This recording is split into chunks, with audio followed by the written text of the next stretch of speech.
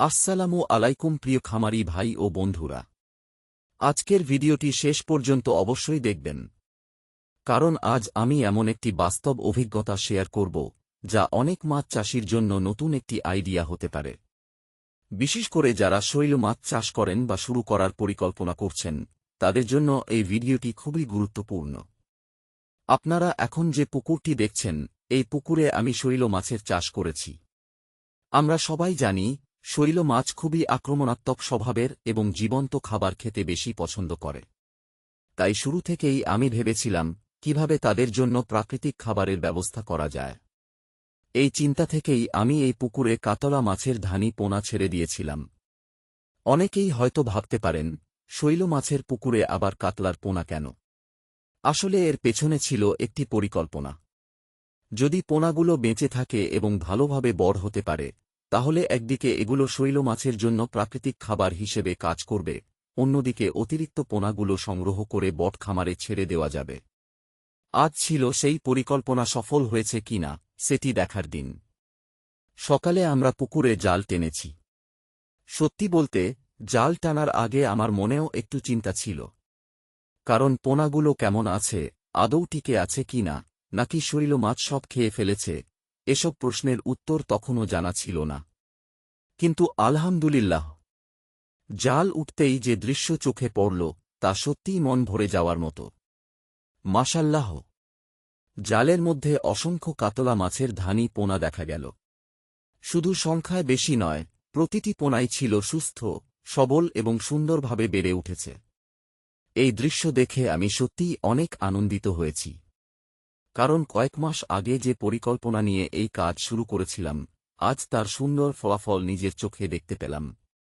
এখন আমাদের পরবর্তী পরিকল্পনা হল এই পোনাগুলোকে যত্নসহকারে সংগ্রহ করে বট খামারে স্থানান্তর করা। সেখানে পর্যাপ্ত জায়গা, সঠিক খাবার এবং নিয়মিত পরিচর্যার মাধ্যমে এগুলোকে আরও বড় করা হবে। ইনশাআল্লাহ, ভবিষ্যতে এগুলো থেকে ভালো উৎপাদন পাওয়া যাবে। প্রিয় খামারি ভাই, মাছ চাষে সফল হতে হলে শুধু খাবার দিলেই হবে না। সঠিক পরিকল্পনা, ধৈর্য, নিয়মিত পর্যবেক্ষণ এবং পানির মান ঠিক রাখা, এই চারটি বিষয় সবচেয়ে গুরুত্বপূর্ণ।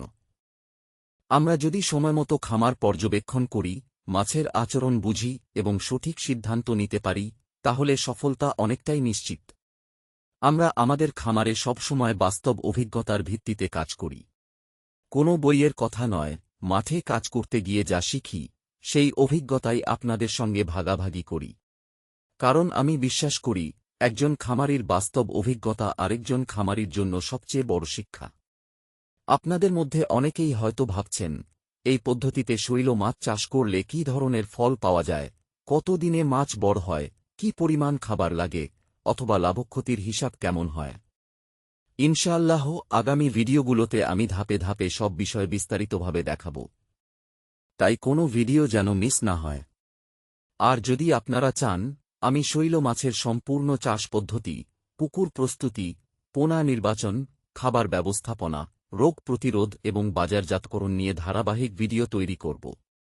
আপনার একটি কমেন্টই হতে পারে পরবর্তী ভিডিওর বিষয়।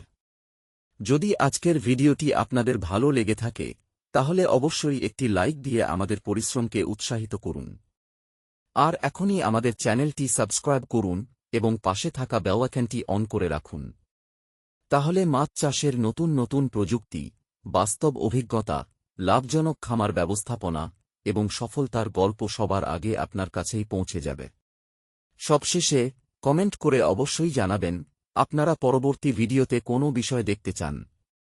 আপনার মূল্যবান মতামতই আমাদের নতুন ভিডিও তৈরির অনুপ্রেরণা। সবাই ভালো থাকবেন, সুস্থ থাকবেন। মহান আল্লাহ তাআলা আপনাদের প্রতিটি মাছের খামারে বরকত দান করুন, উৎপাদন বৃদ্ধি করুন এবং আপনাদের পরিশ্রমকে সফলতায় পরিণত করুন। আল্লাহ হাফেজ।